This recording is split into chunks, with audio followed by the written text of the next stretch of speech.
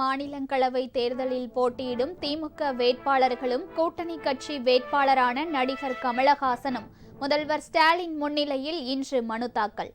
அதிமுக வேட்பாளர்களும் மனு தாக்கல் செய்தனர்.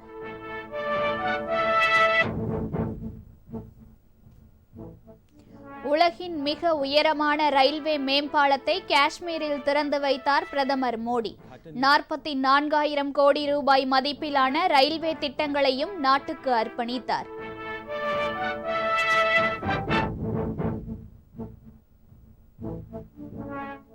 வங்கிகளுக்கு ரிசர்வ் வங்கி வழங்கும் கடனுக்கான வட்டி விகிதம் 0.5 புள்ளிகள் குறைப்பு. வீடு மற்றும் வாகன கடன்களுக்கான வட்டி விகிதம் குறையும்.